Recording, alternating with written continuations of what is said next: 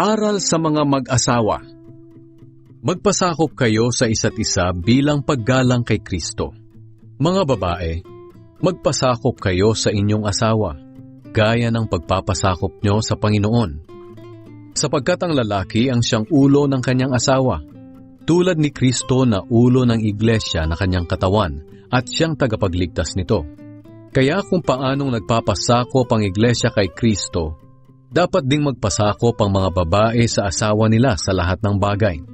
Mga lalaki, mahalin ninyo ang inyong asawa, tulad ng pagmamahal ni Kristo sa kanyang iglesia.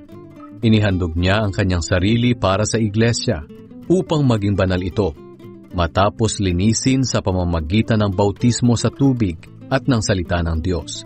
Ginawa niya ito para maiharap niya sa kanyang sarili ang iglesia na maluwalhati, banal, walang kapintasan, at walang anumang bahid o dungis. Kaya dapat mahalin ng lalaki ang asawa niya tulad ng pagmamahal niya sa kanyang sarili. Sapagkat ang nagmamahal sa kanyang asawa ay nagmamahal sa kanyang sarili. Walang taong nasusuklam sa sariling katawan. Sa halip, pinapakain niya ito at inaalagaan. Ganito rin ang ginagawa ni Kristo sa atin dahil bahagi tayo ng kanyang katawan na tinatawag na iglesia. Sinasabi sa kasulatan, iiwan ng lalaki ang kanyang ama't ina at makikipag-isa sa kanyang asawa, at silang dalawa ay magiging isa. Kamangha-mangha itong malalim na katotohanan na ipinahayag ng Diyos. Isinasalarawan nito ang ugnayan ni Kristo at ng iglesia niya.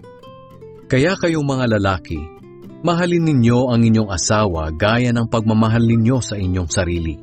At kayong mga babae, igalang nyo ang inyong asawa.